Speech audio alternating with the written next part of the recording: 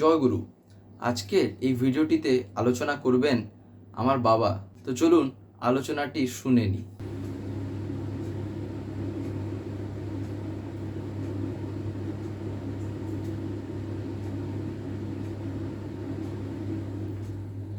জয়গুরু সবাইকে। আজকে একজন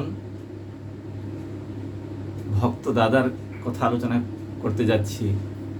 এটা সৎসঙ্গের আদি যুগের কথা। এই ঘটনাটা ততক্ষণে শ্রী শ্রী ঠাকুরের সমাধি যুগ শেষ হয়ে গেছে।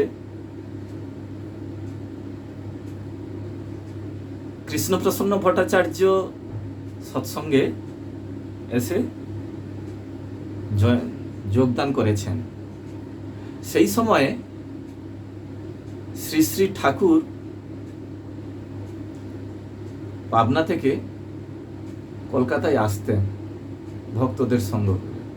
মাতা মনমণি দেবীও সঙ্গে আসতেন। তখন আমাদের দেশ ব্রিটিশ শাসনের অধীন এবং দেশভাগ হয়নি। শ্রী শ্রী ঠাকুর এই যে আসতেন, কলকাতার বিভিন্ন জায়গায় তিনি থেকেছেন বিভিন্ন সময়। মানিকতলার কাছে হর্তিকি বাগান লেন, বিবেকানন্দ রোড সংলগ্ন ঘোষ লেন, হাতিবাগান অঞ্চলের ফড়িয়াপুকুর, তাছাড়া বাগবাজার অঞ্চলের শ্রী শ্রী ঠাকুর এসেছেন। সুকিয়া স্ট্রিট, তাছাড়া ডাক্তারি পড়া জীবনে তো বিভিন্ন জায়গাও ঠাকুর আছেন। বউবাজার, শিয়ালদা স্টেশন একটা, তার দিব্য লীলার বিভিন্ন কথা আছে। মুরারি পুকুরে শ্রী শ্রী ঠাকুর ডাক্তারি পড়াশোনা ডিসেশন করতেন। কিন্তু এই যে সমাধি যুগের পরে ডাক্তারি তো ঠাকুর পড়ে পাবনা ফিরে যাওয়ার পরে শ্রী শ্রী ঠাকুর যে কীর্তনের দল গড়েছিলেন, তারপরে কীর্তন যুগ, সমাধি যুগ হলো। সমাধি যুগটা হয়েছিল 1914 সাল থেকে 1919 সাল পর্যন্ত, এবং 72 দিনের যে সমাধিস্থ অবস্থার যে বাণীগুলো একটি বইতে লিপিবদ্ধ আছে। সে বইয়ের নাম হচ্ছে পুণ্যপথী। খুব বিশ্বস্ত মানুষকে বইগুলো পড়তে বলা হয়। ঠাকুরের প্রতি যাদের বিশ্বাসটা এসে গেছে। যাই হোক, এই যে তারপরে শ্রী শ্রী ঠাকুর আসতেন কলকাতায়, সেই সময়ে চাকরি করতেন একজন ইষ্টপ্রাণ মানুষ। ওনার নাম হচ্ছে মোহাম্মদ খলিলুর রহমান। ওনার বাড়িটা অ্যাকচুয়ালি ওই ঈশ্বরদী স্টেশনের কাছাকাছি বগুড়া বলে একটা জায়গা আছে, ওইখানে উনি বাড়ি গেলে ওই শিয়ালদা থেকেই ট্রেন ধরতেন। ঈশ্বরদী স্টেশনে নেমে উনি ওনার বাড়ি যেতেন। আর শ্রী শ্রী ঠাকুর যে এসেছেন সেই একই লাইনে, যে লাইনে আজ মৈত্রী এক্সপ্রেস চলছে, ওই শিয়ালদা গেদে লাইন, ওপারে যখন যার দর্শনা ইয়েটা হয়েছে বাংলাদেশ। যাই হোক, আমি যতদূর জানি তাই ইয়ে করছি। ঈশ্বরদী স্টেশন শ্রী শ্রী ঠাকুর নেমে যেতেন। ওই ঈশ্বরদী স্টেশন থেকে নেমে মোহাম্মদ খলিলুর রহমান তার বাড়ি যেতেন। সৎসঙ্গে এই মানুষটির নাম চিরভাস্বর হয়ে আছে তার ইষ্টপ্রাণতার জন্য। শ্রী শ্রী ঠাকুর যখন কলকাতায় আসতেন, ইনি কি একটা এক্সাইজ ডিপার্টমেন্টে চাকরি করতেন কলকাতায়, মোহাম্মদ খলিলুর রহমান। শ্রী শ্রী ঠাকুর কলকাতায় এলে তিনি সেখানে যেতেন, এবং যে বিশিষ্ট কজন যারা শ্রী শ্রী ঠাকুর পরিচর্যায় থাকতেন তাদের ভিতরে কিন্তু এই খলিলুর রহমান বা খলিলদা বলা হয় ম্যাক্সিমাম থাকতেন। বোঝাসোঝার ভিতরে অনেকেই এসেছেন ঠাকুরের সাথে, বা কলকাতায় যারা থাকতেন তারাও সেই সময় যোগ দিতেন, যেটা আজও আচার্য পরম্পরায় আসা হয়, কিন্তু দেওঘর থেকে এখন বা বিভিন্ন ইয়েতে ইষ্ট কাজেও যখন আচার্য বা ইষ্ট পরিবার বেরোন, অনেক সময় কলকাতাও তাদের একটা, অ্যাকচুয়ালি পুরুষোত্তমের লীলাভূমি হচ্ছে দেওঘর, হিমায়তপুর আছে, যেমন কলকাতাও একটা কিন্তু বিরাট জায়গা জুড়ে আছে। যাই হোক, এই মোহাম্মদ খলিলুর রহমান কলকাতায় চাকরি করার সময় তখন তার ঈশ্বরদীর বাড়ি থেকে একটা টেলিগ্রাফ আসে। তখনকার দিনে সাধারণ মানুষের ভিতরে ফাস্টেস্ট কমিউনিকেশন ছিল টেলিগ্রাফ। ওই টেলিগ্রাফটা তার স্ত্রী তার গ্রামের বাড়ি থেকে করেছিলেন। তাতে লেখা ছিল, তিনি তার স্বামীর কাছে যে টেলিগ্রাফটা এসেছিল তাতে লিখেছিলেন, খোকা সিরিয়াস কাম স্যার। আগেকার দিনে খুব সংক্ষিপ্তভাবে, কারণ এক একটা লেটারের জন্য তার পয়সা খরচ হয়। রিসেন্টলি ভারত সরকার টেলিগ্রাফে এটাকে তুলে দিয়েছে, কিন্তু বহুদিন ধরে আমিও নিজে দেখেছি, সেদিন এই বছর আগেই এটা উঠেছে। যাই হোক, এই কোনো এমার্জেন্সি কিছু পড়লে এই টেলিগ্রাম করা হতো। সেদিন তার স্ত্রী তার স্বামীর কাছে টেলিগ্রাম করেছিলেন, খোকা সিরিয়াস কাম সার্ভ, মানে খোকা খুব অসুস্থ, তাড়াতাড়ি এসো। তিনি টেলিগ্রামটা পাওয়ার সাথে সাথেই তিনি তার বাড়ির উদ্দেশ্যে রওনা হন। একনিষ্ঠ ভক্তপ্রাণ মানুষ তো, তিনি ঈশ্বরদী স্টেশনে নেমেছেন। তার এই সময়ে মনে হলো বাড়ি যাওয়ার আগে একবার শ্রী শ্রী ঠাকুরকে দর্শন করে যাই। এই ভেবে তিনি তার বাড়ির বগুড়ার দিকে না গিয়ে হিমায়তপুর আসেন। শ্রী শ্রী ঠাকুরের দিব্যলীলার প্রথম পর্ব, যেখানে দীর্ঘ 58 বছর শ্রী শ্রী ঠাকুর সশরীরে লীলা করেছিলেন পদ্মার পারে, হিমায়তপুর গ্রাম, যেটা ঈশ্বরদী স্টেশন থেকে 22 মাইল দূরে।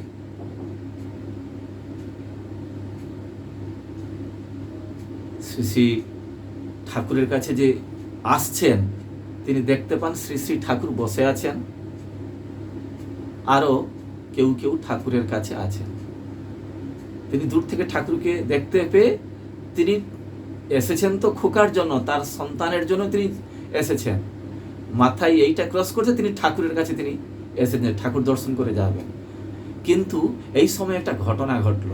শ্রী শ্রী ঠাকুর খলিলদাকে দূর থেকে, কিছু একটা আলোচনা হয়তো হচ্ছিল, খলিলদাই যে এই সময় আসছেন তাকে দূর থেকে দেখতে পেয়ে ঠাকুর বলছেন, এদিকে খলিলদা কিছুটা চলে এসছেন, ঠাকুরের নিকটবর্তী হয়ে এসছেন। তিনি ঠাকুরকে যে প্রণাম করতে যাবেন তিনি শুনছেন, ঠাকুর পাশে বসা কাউকে বলছেন যে ইনি যোগ্য ব্যক্তি, ইনি পারবেন। তিনি যে শ্রী শ্রী ঠাকুরকে প্রণাম করছিলেন, এসে প্রণাম করলেন, একটু জিজ্ঞাসুর দৃষ্টিতে শ্রী শ্রী ঠাকুরের দিকে তাকালেন। তারপরে শ্রী শ্রী ঠাকুর বলছেন, আপনি তাড়াতাড়ি কেষ্টদ্বারা বাড়ি চলে যান, ওনার বাড়িতে দুটো খেয়ে আপনি মেদিনীপুর চলে যান। তিনি কিছু ভেবে ওঠার আগেই, অ্যাকচুয়ালি তিনি তো প্রার্থনা করে প্রণাম করে তো জাস্ট শুনছেন কথাগুলো, আর যেই মুখটা তুলেছেন ঠাকুর এই কথাগুলো বলছেন, আপনি কেষ্টদ্বার বাড়ি থেকে দুটো খেয়ে আপনি এক্ষুনি মেদিনীপুর চলে যান। তিনি ভাবলেন যে আমি তো বলারই সুযোগ পাচ্ছি না যে আমি এসেছি টেলিগ্রাম পেয়ে আমার ছেলেকে দেখতে। তিনি আবার যখন ঠাকুরের সেই তাড়া দেখে তিনি আবার মাথা নত করে প্রণাম করে মনে মনে বলছেন, ঠাকুর আমি তো এসেছিলাম খোকাকে দেখতে, কিন্তু তো তুমি সেই বলার সুযোগটা পর্যন্ত দিলে না। আমি তোমার আদেশ মাথায় শিরোধার্য করে আমি মেদিনীপুর যাব। এটা মনে মনে শ্রী ঠাকুরকে প্রণাম করে কেষ্টদার বাড়িতে দুটো খেতে আসেন।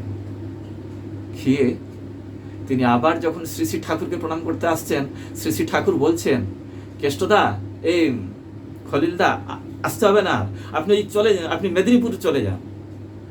তিনি সেই দূর থেকে ঠাকুরকে প্রণাম করে তার সেই অন্তরের কথাটা, যে আমি তো এসেছিলাম খোকাকে দেখতে, কিন্তু ঠাকুর তুমি তো বলতেই সুযোগটা দিলে না, আমি তোমার আদেশ মতন মেদিনীপুর যাচ্ছি। মানে ঠাকুর কোনো বলার সুযোগটাই দেননি। আমি হয়তো সেইভাবে কথাগুলো রিপ্রেজেন্ট করতে পারলাম না। অনেক ভক্ত এই কথা বিভিন্ন জায়গায় মেনশন করেছেন।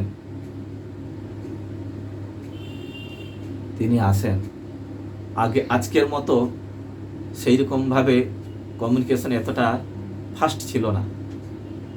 ওই 22 মাইল ইয়ে করে ঈশ্বরদী থেকে শিয়ালদা, কলকাতা হয়ে আবার মেদিনীপুর যাওয়া, সেটা আবার সাউথের দিকে। ঠাকুর যে সময়টা হয়েছিল, তিনি ভেবেছিলেন ব্যাপারটা একদিনের ব্যাপার। ঠাকুর বলেছিলেন দুজন গুরু ভাইয়ের ভিতরে একটা সামান্য ব্যাপার নিয়ে একটু মনান্তর হয়েছে, সেটাকে আপনি মিটিয়ে দিয়ে চলে আসবেন। উনি ভেবেছিলেন ব্যাপারটা একদিনেরও ব্যাপার নয়, যাবেন মিটিয়ে দিয়ে ফিরে আসবেন, এসে বাড়ি যাবেন। কিন্তু কলকাতা এসে মেদিনীপুরে গিয়ে পুরো ব্যাপারটা সমাধান হতে 7 দিন লেগে যায়।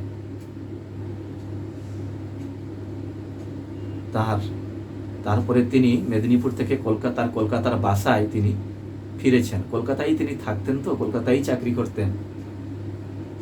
এই সময় দেখেন এর ভিতরে 7-8 দিন হয়ে গেছে, যে এসে দেখেন একটা টেলিগ্রাম এসেছে তার বাড়িতে। সেই টেলিগ্রামে তার স্ত্রী পাঠিয়েছেন, তাতে লেখা আছে, খোকা ভালো আছে, চিন্তা করবে না, আসার সময় ঠাকুর দর্শন করেই আসবেন। তিনি ভাবতে পারেননি এইরকম একটা ব্যাপার। টেলিগ্রামটা পেয়েই তো তিনি আরো দুশ্চিন্তায় হয়েছিলেন, যে একে তো গেছিলাম, সুযোগ পাইনি, এসেছি, তারপরে 7 দিনের পরে এসে দেখেন এইরকম আরেকটা টেলিগ্রাম। দূর বুকে যখন এটা খুলে দেখছেন এই লেখা, তিনি যেন একটা চিন্তা মুক্ত হয়ে গেলেন। তারপরে তিনি নিশ্চিন্ত মনে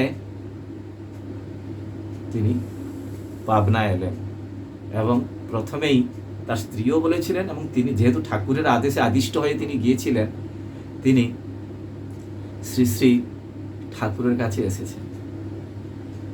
ঠাকুর খলিলদাকে দেখে তো হাসছেন, মৃদু হাসছেন। খলিলদা শ্রী শ্রী ঠাকুরকে প্রণাম করছেন। এই যে ঠাকুর সেদিনের মতো তিনি সেদিন যখন ঠাকুরকে প্রণাম করছেন, তার কানে আসছে, তিনি প্রণাম অবস্থায় আছেন আর ঠাকুরের কথা তার কানে আসছে, কি খলিলদা, খোকা কেমন আছে? খোকা ভালো আছে তো? তিনি যে প্রণাম করছিলেন, মাথাটা দিকে তাকালেন, ঠাকুর কি বলছেন। যে উদ্দেশ্যে আমি সেদিন টেলিগ্রাম পেয়ে ছুটে এসেছিলাম, সেটা বলার সুযোগ দেননি। ঠাকুর শোনেনি আমার কথা। আর আজকে যখন সেই সমস্যাটাই নেই, ঠাকুর যে সমস্যাটা নিয়ে পাঠিয়েছিলেন সমাধান করতে, সেইটা কি হলো সেটা ঠাকুর জানতে চাইছেন না। যে আমি কি হলো, কি করলাম, সেটা যেন আমার খোকার কথা জিজ্ঞেস করছেন। আমি যখন ঠাকুরের দিকে তাকিয়ে বলছি, ঠাকুর, আমি তো খোকার জন্যই 1 সপ্তাহ আগে কলকাতা থেকে আমার বাড়ি ছুটে এসেছিলাম, আপনার দর্শন করেই বাড়ি যেতাম, কিন্তু আপনি তো সেদিন আমাকে বলতে সুযোগ দেননি আমার খোকার কথা। এর ভিতরে 1 সপ্তাহের বেশি অতিক্রম করেছে। আমি যখন আজকে এসে আপনার যে কাজে পাঠিয়েছিলেন সেই কাজের ব্যাপারটা নিবেদন করতে যাব, আপনি এখন আমাকে আমার খোকার কথা জিজ্ঞেস করছেন, এর কারণ কি? ঠাকুর হাসলেন, বলছেন, খলিলুর বলেছিলেন কি খলিলদা বলেছিলেন? খলিলদা খোকা তো চলে গিয়েছিল, সে তো একটা বাসনায় সে ঝুলেছিল, বাবাকে দেখব। আর সেই মুহূর্তে সে যদি আপনাকে দেখতে পেত, তার সেই বাসনাটা তৃপ্ত হয়ে যেত আর সে অফ হয়ে যেত, অর্থাৎ তার জীবন দীপটা নিভে যেত। এখন ভয় নেই, এখন সে তার ডেথ পয়েন্ট অতিক্রম করে গেছে, তার সেই মৃত্যুর সীমারেখা অতিক্রম করে গেছে। ওই যে তার বাসনাটা তৃপ্ত হয়ে যেত, তাহলে লভ হয়ে যেত। ওই জন্য খলিলদা আমি আপনাকে সেদিন বাড়ি যেতে দিইনি, তাই পরম পিতার কাজের বাহানা করে আমি আপনাকে মেদিনীপুর পাঠিয়েছিলাম, যাতে করে তার বাসনাটা ঝুলে থাকে। এর ভিতরে তার মৃত্যু সীমারেখাটা সে অতিক্রম করে গেছে, এখন আপনি নিশ্চিন্তে বাড়ি যেতে পারেন। আর আপনি পরম পিতার কাজে নিযুক্ত ছিলেন কি না, তাই পরম পিতাও আপনার সন্তানের দিকে লক্ষ্য রেখেছিলেন। ঠাকুরের দৃষ্টি, ঠাকুরের চিন্তা ভাবনা আমি জীব হয়ে কতখানি কি বুঝবো, কতখানি তাকে মাপবো আমি। তার আজকে একটা কি পদক্ষেপ, তিনি কি জন্য কি বলছেন, সেটা আমরা বুঝতে পারি না, জানতে পারি না। আমাদের ভিতরে তাই বিভিন্ন প্রশ্ন আছে ঠাকুরকে নিয়ে। এটা ঠাকুর বললেন কেন, ইয়ে করলেন। একজন মোহাম্মদ খলিল রহমান নাম থেকেই বোঝা যাচ্ছে যে তিনি ইসলাম সম্প্রদায়ের মানুষ ছিলেন, কিন্তু শ্রী শ্রী ঠাকুরকে তিনি তার আদর্শ গুরুরূপে গ্রহণ করেছিলেন সদ্দীক্ষার ভিতর দিয়ে। পরবর্তীকালে এমন হয়েছে যে যখন দেশ ভাগাভাগি হয়ে যায়, আমার ভিতরেও একটা প্রশ্ন এসেছিল যে এই মানুষ, এখানে অনেক কথা আছে, আমি একটা ঘটনা আজকে জাস্ট বলেছি যে এই মানুষ তখন কোথায় ছিলেন। এই যে ঘটনাটা, এই ঘটনা হয়তো 1925-30 এইরকম একটা পিরিয়ডের ভিতরে হবে, বা 20 থেকে 30 এরকম একটা ভিতরে হবে, কারণ কেষ্টদা ততক্ষণে এসে গেছে। সৎসঙ্গের আদি যুগের মানুষ এনাদেরকে বলা হয়। কিশোরী মোহন, অনন্ত মহারাজও কলকাতায় এসেছেন। আমার একটা মনে এটা এসেছিল যে দেশ ভাগের সময় কি খলিলদা জীবিত, মানে কার কত বয়স সেটা তো আমার ধারণা নেই, কিন্তু হঠাৎ এক জায়গায় আলোচনা প্রবাহতে আমি পেয়েছিলাম 1948 কি 49 সালে তিনি দেওঘর এসেছিলেন। প্রথমের দিকে একটু সময়টা একটু অন্যরকম ছিল, আর আসার জন্য একটা ইয়ে ছিল, কিন্তু এই 1948 কি 49 সালে তিনি দেওঘরে এসেছিলেন। তখনকার বড়াল বাংলোতে শ্রী শ্রী ঠাকুর বসেছিলেন। যখন খলিলদা আশ্রমের গেট দিয়ে ঢুকছেন, শ্রী শ্রী ঠাকুর দূর থেকে দেখতে পেয়েছিলেন। দেখেই উল্লসিত কণ্ঠে আহ্বান করেছিলেন, আমার খলিলদা আইছে রে, আমার খলিলদা আইছে। তিনি শ্রী শ্রী বরদা বলছেন না যে তিনি দল বলতে বোঝেন ওই চিরকালের এই অমর সত্তাকে। কে কোন জন্মে, কোন রাজ্যে, কি মাতৃভাষা নিয়ে, কি সম্প্রদায়ে, কোন জাতে, কোন দেশে, কোথায় জন্ম হবে, ইভিন এগুলো তো আমি বললাম পৃথিবী। শ্রী শ্রী ঠাকুর নিজ মুখে বলছেন তিনি হচ্ছেন চরম ধামের মালিক। অর্থাৎ সেখানে একটা পৃথিবী, সূর্য, চন্দ্র, সোলার সিস্টেম বা সৌরজগতের ব্যাপার নয়, সেটা কোনো একটা গ্যালাক্সি বা মিল্কওয়ে বা নিহারিকা বা ছায়াপথের ব্যাপার নয়। অনন্ত কোটি বিশ্ব ব্রহ্মাণ্ডের তিনি মালিক। তিনি দয়ী পুরুষ। দয়া করে তিনি নেমে এসেছেন জীবের উপর দয়া পরবশ হয়ে নেমে এসেছেন, যাতে করে জীব তাকে ধরে সেই দয়ার দেশে যেতে পারে। যারা তার ভাবে ভাবিত হয়ে তার ইষ্ট স্বার্থ প্রতিষ্ঠাটাকেই জীবনের মূল কাজ ভেবে নেয় এবং সেই অনুযায়ী নিজের জীবনটাকে নিয়ন্ত্রণ করে, তারা সাহেব, সে একজন অফিসার মানুষ হবে এমন কোনো কথা নেই, সে একজন প্রফেসর হবে এমন কোনো কথা নেই, সে সাধারণ মানুষ হতে পারে। ঠাকুরের ভালোবাসা অহেতুকি, নিরপেক্ষ, সবার জন্য। শ্রী শ্রী বরদার যে নাতনি অর্জমা সান্যাল, যিনি এয়ারপোর্ট অথরিটি অফ ইন্ডিয়ার একজন এয়ার ট্রাফিক কন্ট্রোলার ছিলেন, অফিসার ছিলেন, ছোট ছিলেন তখন, যখন দেওঘর থেকে শ্রী শ্রী বরদা বর্ধমানের দিকে কোন একটি জায়গায় উৎসবের জন্য তার এই নাতনিকে নিয়ে এসেছিলেন। ছোট্ট তখন, খুবই ছোট অর্জমা সান্যাল, শ্রীমতী কল্যাণী মৈত্রর কন্যা। রাস্তায় ফেরার পথে উৎসবে হয়েছে শ্রী শ্রী বরদা সৎসঙ্গের প্রধান আচার্যদেব সেই উৎসবে ওই ছোট অর্জমা সান্যাল মাকে শ্রী শ্রী ঠাকুরের বিষয়ে কিছু আলোচনা করার জন্য বলেছিলেন।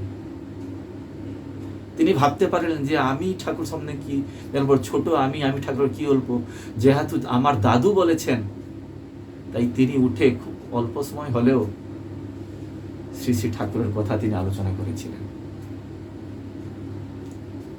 সাথে শ্রী শ্রী বরদা খুব খুশি হয়েছিলেন। রাস্তায় ফেরার পথে তিনি শ্রী শ্রী বরদাকে, তার দাদুকে বহু কথা জিজ্ঞেস করেছিলেন, এগুলো তিনি লিপিবদ্ধ করেছেন।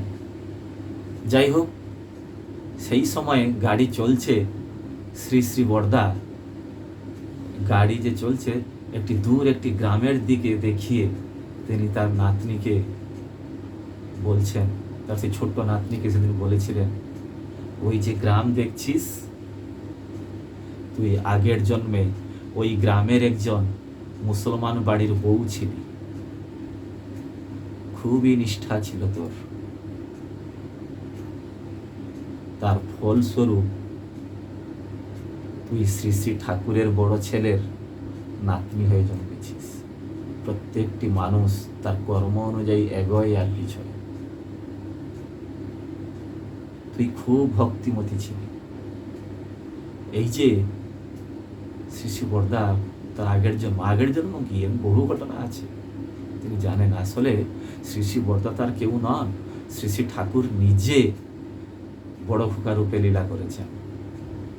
পূজ্যপাদ দাদা একদিন বলেছিলেন যে ঠাকুরের নারী রূপ হচ্ছেন শ্রী শ্রী বড়মা, আর তার সন্তান রূপ হচ্ছেন শ্রী শ্রী বরদা। তিনি শ্রী শ্রী বরদা রূপে আচার্য পরম্পরা কে সেট করবে? সব বরং অন্য সব দর্শন হয়তো আপনি বুঝে দিতে পারেন, আচার্য পরম্পরা এত নয়। আমরা হয়তো একজন আমাকে বললো যে বিবাহ ব্যাপার নিয়ে এগুলো দেখছি ঠাকুরের বিধান মিলিয়ে নিয়ে বিবাহ তো হয়েছে। আমি বললাম, এটা ঠিক বিবাহ হলো? কে বললো? আপনার দৃষ্টি, আপনি জানেন বিবাহ নামক জিনিসে কত জল ঢুকছে, বর্ণাশ্রমের ব্যাপার আছে, বয়সের পার্থক্য, গোত্র ব্যাপার আছে। আপনি শুধু পদবী বয়সের পার্থক্য দেখে আপনি বলে দিচ্ছেন। আচার্যদেবের আশীর্বাদ লাগেন। আমি নিজের জীবনে নিজের চোখে বেশ কতগুলো ঘটনার সাক্ষী, যেখানে বাড়ির গার্ডিয়ান তার সন্তানের জন্য, পাত্র হলে পাত্রী বা পাত্রীর জন্য পাত্র দেখে সব ঠাকুরের বিধানগুলো দেখছে। হ্যাঁ, এই আমার এই কাস্ট, সেই কাস্টেরই তার অপোজিট কাউন্টার পার্ট দেখা হয়েছে, সব মিলে গেছে, ঠাকুর এবার গেছে আশীর্বাদ নিতে। কিন্তু আমি দেখেছি পূজ্যপাদ দাদাকে এই কথা বলতে যে এই বিবাহে অমঙ্গল অতি নিশ্চয়। আবার দেখা গেছে এমন কিছু একটা বিবাহ দেখে ব্যাপারে গেছিলেন একজন, পুরো গ্রামের গুরু ভাইরা বিরোধ, একটা ঘটনা ঘটেছিল, সেই জন্য গ্রামের গুরু ভাইরা ওই মেয়ের সাথে এই ছেলের বিবাহ দিতে চায়, কিন্তু সবই হচ্ছে। তখন এই দাদাটি বলেছিলেন, ঠিক আছে, ডিসিশন আমরা নেব, ডিসিশন তো ইষ্টর জীবন্ত প্রতিভু দেওঘরে আছেন পূজ্যপাদ দাদা, ওনার কাছে যান। দাদার কাছে যখন সবাই মিলে গেছেন, সবাই যখন করছে, দাদার কাছে যখন পুরো ব্যাপারটা নিবেদন করা হলো, আসলে ঘটনাটা ঘটেছিল কি, এই ছেলের সাথে যে প্রশ্নটা যে মেয়ের সাথে ছিল, তার কিছু বছর বেশ কয়েক বছর আগে সে মেয়ের বাবা এই ছেলের উপরে কোনো একটা কারণে তিনি একটা কি আর্মি না পুলিশে করতেন, দিয়ে লকআপে ঢুকিয়ে দিয়েছিলেন। যার জন্য কিন্তু পরবর্তীকালে ঘটনা প্রবাহে ওই মেয়ের সাথেই প্রস্তাব আসে, ওনারই মেয়ের সাথে প্রস্তাব আসে। তো এই স্বাভাবিকভাবেই গ্রামের ভাইরা, গুরু ইষ্টভ্রাতারা বিশেষ করে এটা রাজি হয়। কিন্তু সবগুলো হয়, এরা দেখলো হলো। কিন্তু ছেলেটি খুব ইষ্টপ্রাণ ছিলেন, এখন পরম পিতার কাজ করে।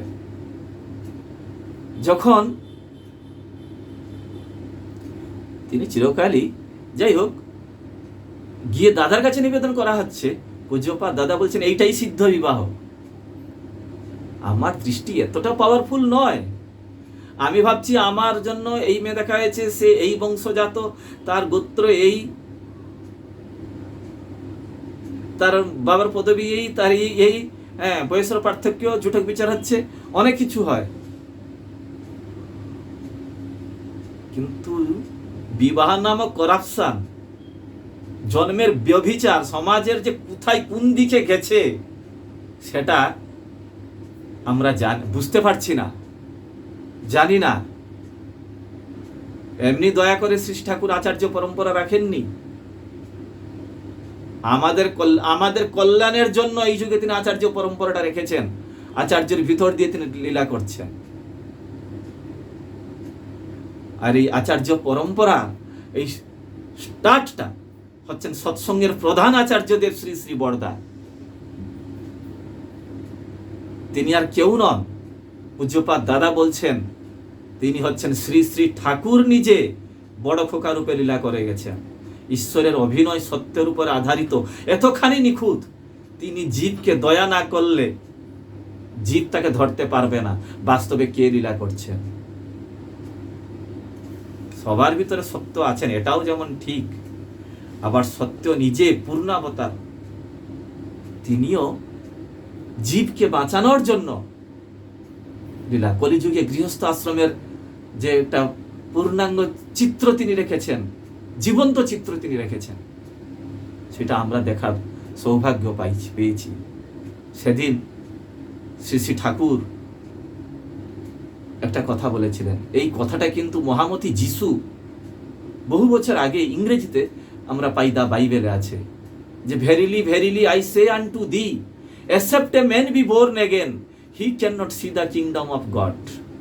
সত্য তিনি নিকোদিমকে বলিলেন জোর্ডান নদীর তীরে কথাটা, যে সত্য সত্যই আমি বলিতেছি, দ্বিতীয়বার জন্ম গ্রহণ না করিলে কেহই ঈশ্বরের রাজ্য দেখিতে পায় না।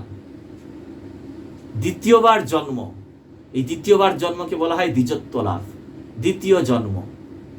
শ্রী শ্রী ঠাকুর এবার বলছেন দীক্ষা মানে দ্বিজত্ব লাভ, বাংলায় বললেন দীক্ষা মানে দ্বিজত্ব লাভ। পৃথিবীর একটা প্রান্তে তাকে তো আসতে হবে, সেটা তিনি স্থির করেন তিনি কোথায় আসবেন না আসবেন। তার মানে এই নয় যে তিনি সময় এবং সীমার দ্বারা তিনি আবদ্ধ, মোটেই নয়, মোটেই তা নন। তিনি মোটেই সেই 1888 থেকে 1969 ভিতরে তিনি মোটেই আবদ্ধ নন। তাই তিনি বলছেন যে দীক্ষা মানে দ্বিজত্ব লাভ, দ্বিজ মানে দ্বিতীয় জন্ম। এইখান থেকেই মানুষের ইষ্টিচলনের সূত্রপাত হয়। এর আগে পর্যন্ত মানুষ অনিষ্টর সাথে মিতালি করে চলে। কথা কতখানি সিমিলার, প্রায় এখন সমান বলতে গেলে, মূল কথা তো সমানই হয়, আবার স্থান কাল পাত্র অনুযায়ী হয়, পূর্ববর্তী পরবর্তীর একটা কনসেপ্ট আছে। যাই হোক, সেদিন তার নাতনিকে বলেছিলেন তুই তো আগের জন্মে ছিলি। এই যে মোহাম্মদ খলিলুর রহমান আর এই কৃষ্ণপ্রসন্ন ভট্টাচার্য দুজনেই, ওই দেখবেন ইসলাম প্রসঙ্গে যে বইটা আমি বহু বছর আগে পড়েছিলাম, তো আপনারা একবারে মিলিয়ে নেবেন। তবুও যে সংকলন হয়েছিল, যারা ইসলাম সম্বন্ধে বিভিন্ন কথা জিজ্ঞেস করেছেন, এই কেষ্টদা আর খলিলদা সংকলন করা হয়েছে। সেদিন যে দেওঘরে এসেছেন খলিলদা, কি খুশি শ্রী ঠাকুরের। আসলে তিনি তো বাঁচানোর জন্য এসেছেন আমাদেরকে যুগের প্রয়োজনে। এবার তিনি বলছেন যে এবার তোদের ওয়ার্ল্ড ওয়াইড এক্সপেডিশন, এবার তোদের সমগ্র বিশ্ব জুড়ে তোদের অভিযান।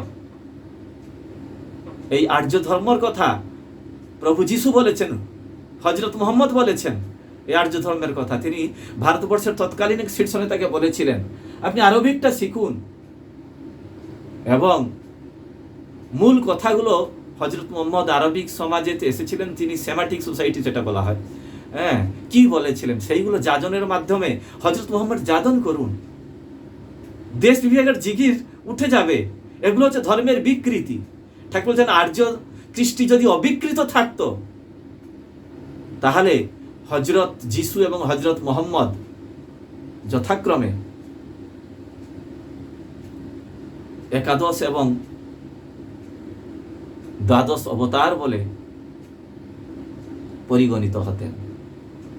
অবিকৃত থাকেনি বলেই তো তিনি আবার তাকে আসতে হয়েছে। এবার এসেছেন তিনি পুরুষোত্তম রূপে।